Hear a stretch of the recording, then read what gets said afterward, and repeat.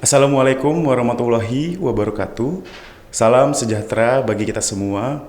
Shalom, Om Swastiastu, Namo Buddhaya, dan salam kebajikan. Halo Sobat RSPPN, bagaimana kabarnya hari ini? Semoga selalu sehat dan selalu bahagia ya. Welcome to podcast Diagnosis, dialog seputar medis. Kali ini bersama saya, Feby Ibra Marendi atau biasa dipanggil Ibra. Pada kesempatan kali ini kita akan membahas tentang sesuatu yang jarang sekali kita pikirkan, tapi bisa terjadi kapan saja, yaitu tentang appendicitis. Appendix ini memang sangat kecil di perut, tapi tiba-tiba akan menjadi masalah yang sangat besar.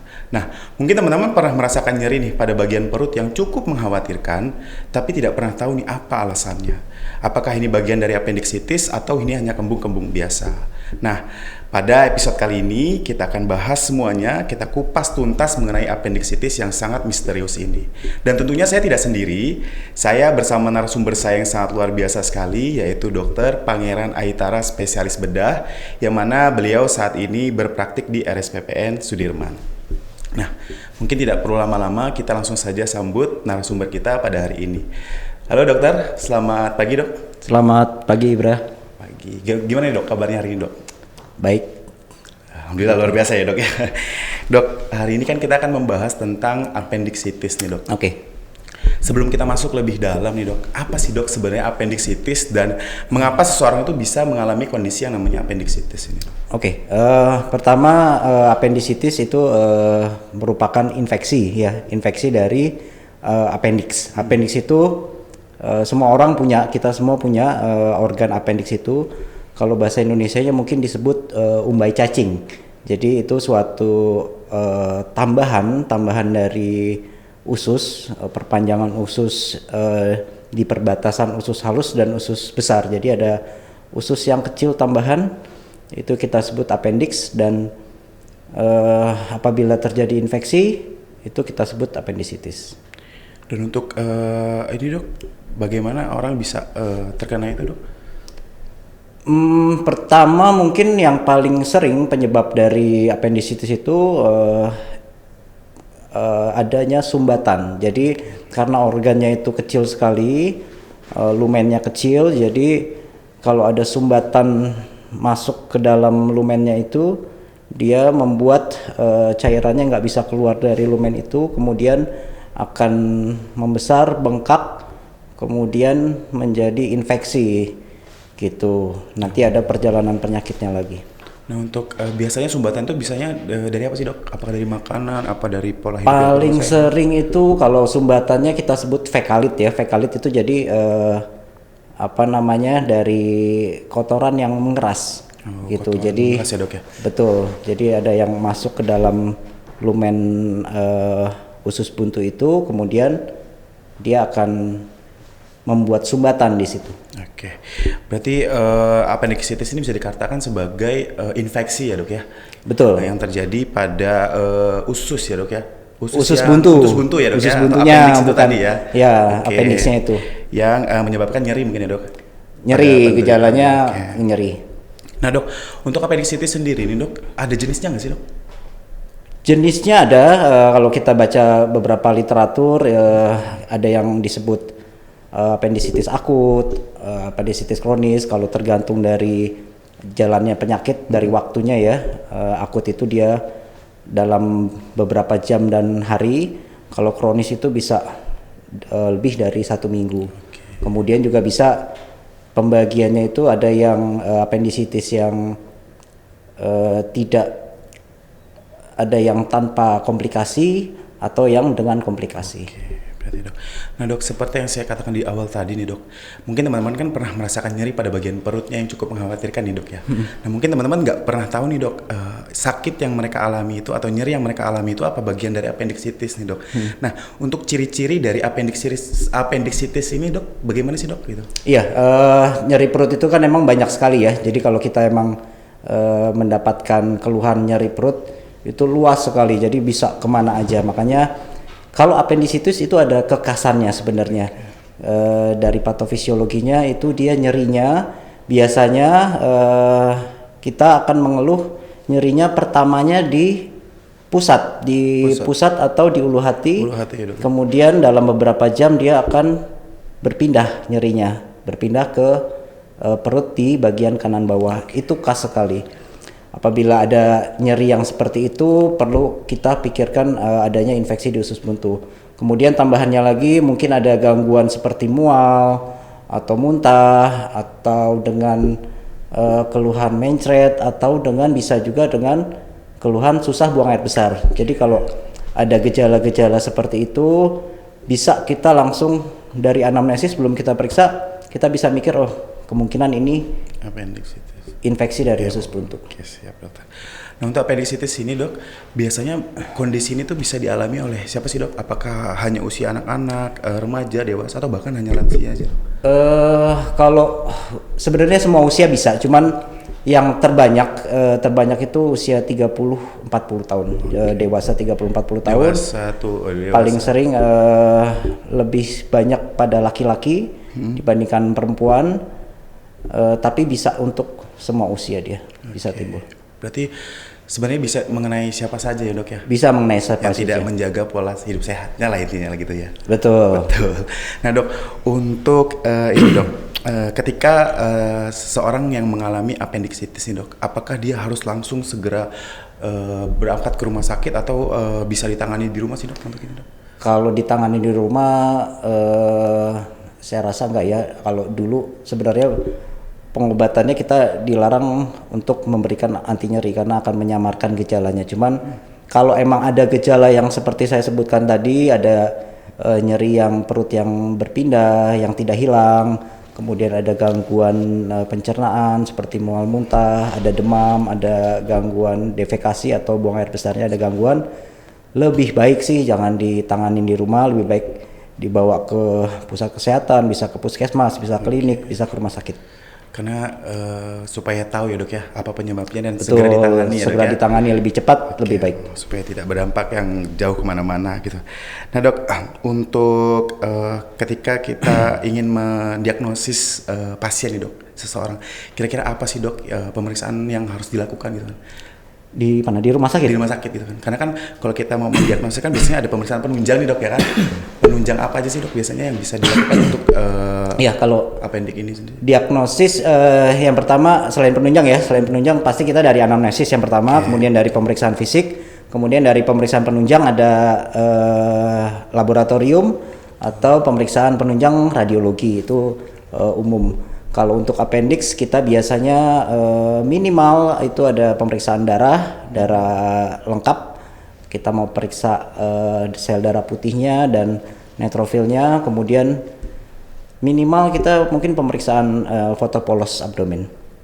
Oke, berarti emang banyak ya dok ya pemeriksaannya ya dok? Penunjangnya ya. Supaya lebih konkret lagi ya mendiagnosa. Memang appendicitis. Bisa untuk menegakkan diagnosis, bisa juga untuk kita menyingkirkan kemungkinan yang lain. Oke.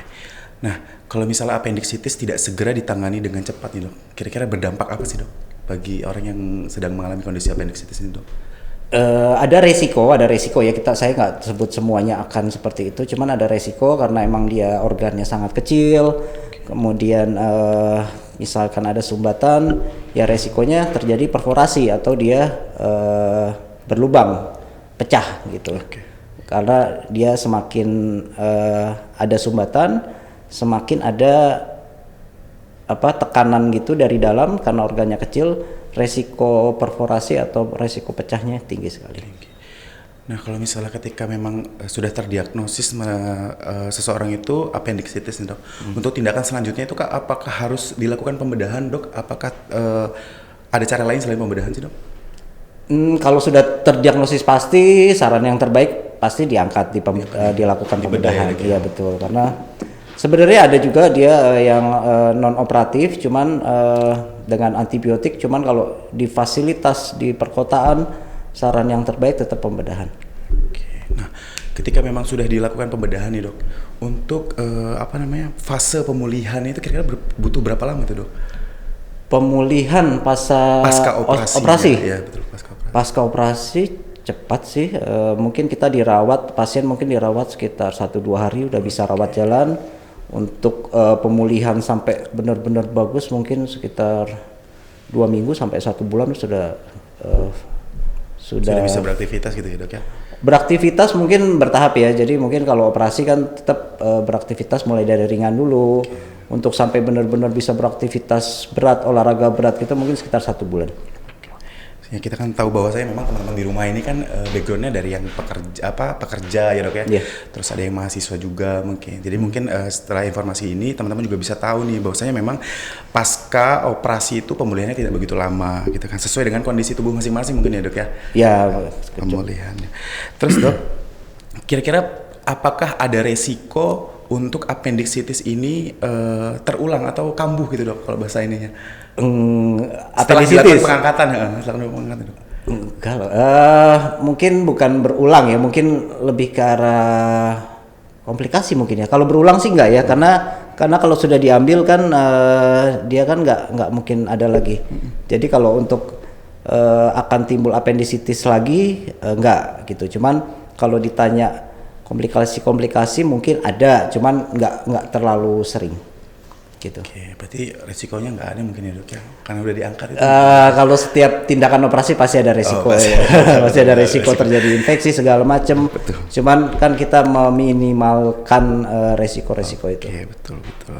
Nah dok, untuk kira-kira ada nggak sih dok langkah-langkah pencegahan supaya teman-teman di rumah ini tidak mengalami nih dok yang namanya appendicitis? Appendicitis ya, appendicitis kalau pencegahan secara ininya mungkin belum ada ya, tapi kita bisa mencegah dengan pola hidup sehat.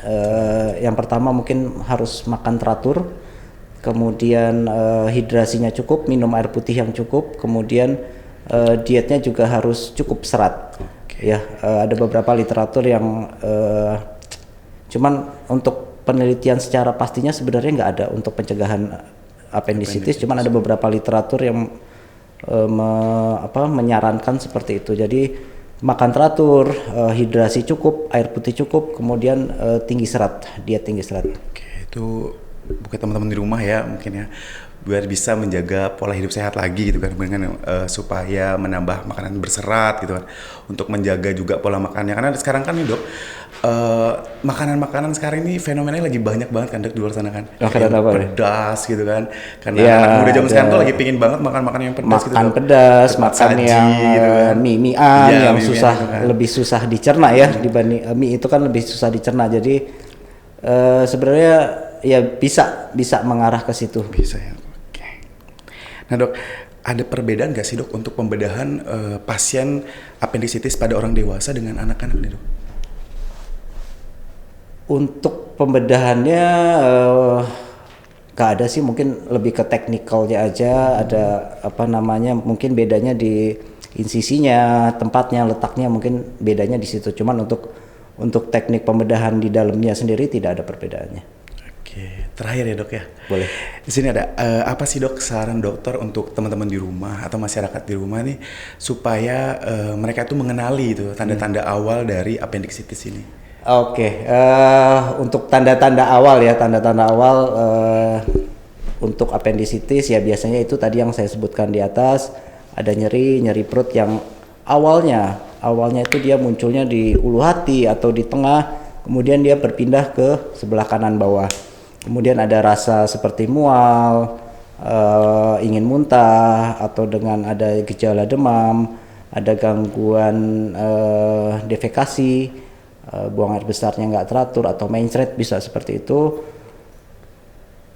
Dan gejalanya tidak berkurang atau malah bertambah, ya saran ya lebih baik cepat-cepat dibawa ke pusat kesehatan ya untuk diperiksa lebih lanjut, karena lebih baik kita lebih cepat kita menghindari komplikasinya. Demikian itu. Berikut itu adalah saran dari Dokter Pangeran Ertara, spesialis bedah, supaya teman-teman bisa menerapkan pola hidup sehat lagi ya, supaya terhindar dari kondisi yang namanya appendicitis ini. Dan dapat kita simpulkan bahwasanya memang appendicitis ini dok ya berarti adalah suatu infeksi ya dok ya, yang infeksi yang terjadi pada usus tadi dok ya, usus buntu ya dok ya, sehingga menyebabkan nyeri. Dan ternyata memang ada beberapa jenisnya, diantaranya yaitu appendicitis akut dan kronis ya dok ya. Ada yang Oke. Terus dan ternyata memang penyebabnya banyak sekali gitu kan. Salah satunya dari tidak menjaganya pola hidup sehat ya dok ya. Makan makanan gitu tidak bersih dan tidak sehat lah intinya yang dapat menyumbat si appendicitis itu tadi. Betul. Nah dok, sekian obrolan kita dok pada pagi hari ini. Semoga obrolan kita dapat bermanfaat buat teman-teman di rumah ya dok ya. Amin. Saya ucapkan terima kasih kepada Dr. Etara yang sudah duduk di sini berbicara bersama kami di sini untuk memberikan informasi buat teman-teman di rumah gitu kan. Dan saya juga berterima kasih kepada teman-teman di rumah yang sudah menonton podcast kita pada pagi hari ini. Dan jangan lupa di follow Instagramnya di @rspppnsudirman.id dan jangan lupa untuk like, subscribe, dan komen YouTube channel kami di RSPPN Sudirman. Wassalamualaikum warahmatullahi wabarakatuh. Salam sejahtera, shalom, om, santi, santi, santi, om. Namo Buddhaya, salam kebajikan. Sehatku, sehatmu, sehat kita semua.